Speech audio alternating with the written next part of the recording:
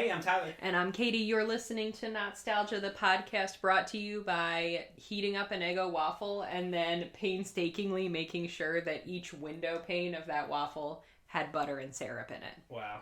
You should see a doctor because I would just put a big pat of butter on there and that's fine. That's your personality, though, right there. Yeah. Make sure your waffle's perfectly buttered. Kate, have you ever played Space Cadet 3D Pinball? Oh my god, I think I have. What do you remember? Because I think it was on a computer that my family had. That's because it came free with your computer.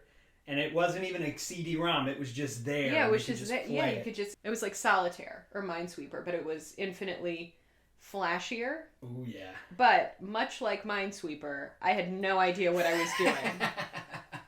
This is part of our ongoing series of games that you play when you're bored on your computer and aren't that good of games, but hey, they're there, so, you know, you play It was all we had. Yeah, well, you had Oregon Trail, but 3D Space Cadet Pinball. Kate, I'm so sorry to do this to you, but before we talk about that, we should talk about the history of pinball.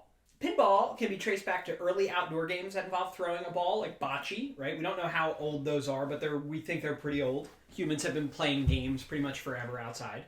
And then in the 1300s, there's some evidence of an outdoor version of basically billiards, okay? But it's like on the ground outside. In the 1400s, Louis XI is the first known person to have a billiards table, an indoor billiards table. Okay. Then in the late 1600s, during Louis XIV's reign in France, these tables got narrower, so they start to resemble more of a pinball table.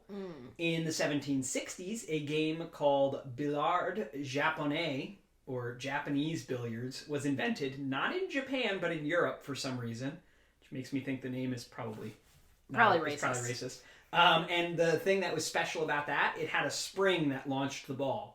None of these other games had a spring, so this is where it starts to turn more into pinball. There were coin-operated machines invented in the 1930s, and they added electronics and stuff. And then, this is the weirdest part, they didn't add the flippers that let you, you push the buttons on the side and it flips the ball up until 1947. So you're playing this game, but you just launched the ball and it just kind of did its thing, and then you paid again and launched it again. There was really more of a metaphor that way. No skill involved. It was more kind of like pachinko. Did you ever play pinball? Like real pinball? Real pinball. No. Pinball's kind of fun. I always found as a kid, though, if you're at an arcade, pinball is like the lamest, oldest kind of thing you could play, and it's like... Is that why you thought I played it? Because I'm lame and old? No, I'm just kind of surprised because it's the boardwalk, it's everywhere. And even though nowadays, like if you go, there's these pinball games that are very flashy, like ridiculously flashy, with all the 3D elements to them on the board, but it's just like not my thing. And you'll see people get really sucked into pinball last time we were at the boardwalk, before COVID, it feels like a long time ago, there were a lot of pinball machines at the one arcade on the boardwalk, and there were these guys who were just like running up crazy high scores. Anyway, I'm not a huge pinball fan either, but they were really popular, obviously, throughout the entire 1900s, and they arguably were the precursor to video games at video arcades, Same concept, except less mechanical and more electronic. So, that brings us to 1995. A game called Full Tilt Pinball was put out for computers, for PC and Mac, on October 31st, 1995. And spooky. It has... Why? It was Halloween. I got it. Didn't understand your joke. You dumb boy. It was developed by Maxis, who also made The Sims a little while later.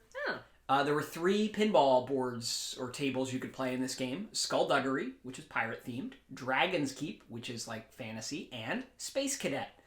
And I had no idea until doing this research that it was like a real game.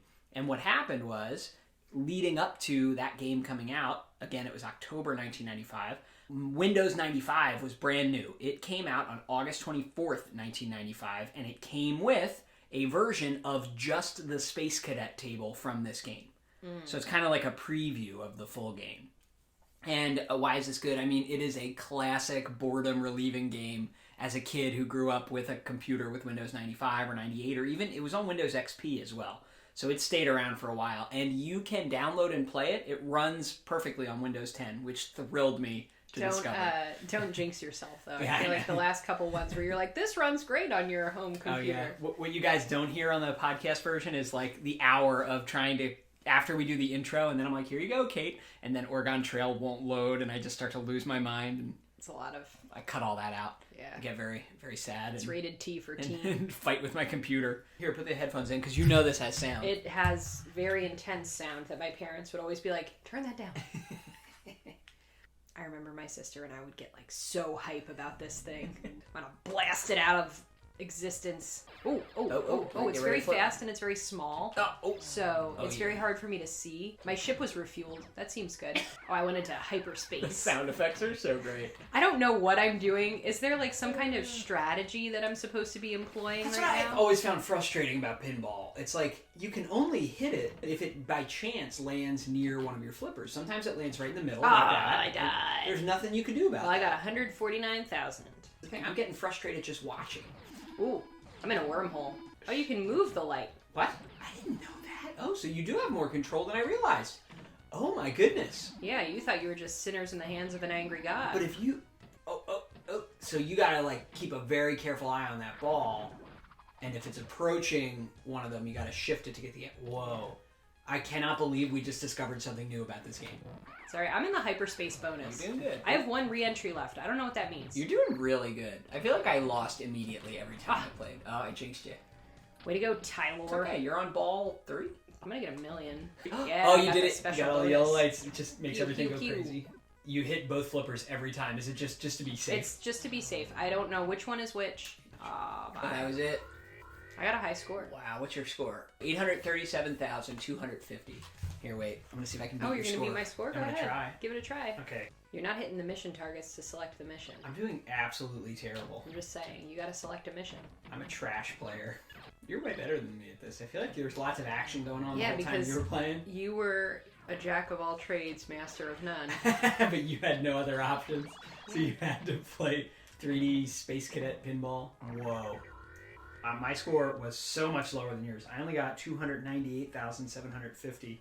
How did that live up to your memory? That was a good time. Uh-oh, so I'm going to install this on It was your... a barrel of laughs. On your... Well, you don't have a computer, really. I don't really have a computer. It's a shame that you use a Chromebook in your day-to-day life. You can't get it running on there, but maybe that's for the best. I think it might be. So is that a good little jaunt back in time? It actually was. I had a good time. Look, Oregon Trail, this, you really enjoyed yourself on some of these recent video game episodes. Yeah, I really have. I'm shocked. I know. So does this prove the point of our show that just if you liked it when you were a kid, you'll like it now? I refuse regardless to of the admit, quality? Is that pretty much how it works? I refuse to admit that I am proving your theorem. All right, well, tell us what else we should play. And we know we got to play all the Microsoft games like Minesweeper and Chips Challenge. Oh, that's a good one. We'll get there. Did you ever play Chips Challenge? No. Oh, great. Well, when I ask you that at the beginning of another episode in the future, I'll pretend Yes, like I okay, haven't no asked you. again. Tell us what we should play next. You can email us Not-Stalgia@AOL.com. You can send us a voice message through the Anchor app. You can talk to us on social media. You can go to our website, www.notstalgia.org, to find all our other episodes, or you can subscribe to this YouTube channel if you're watching it on YouTube.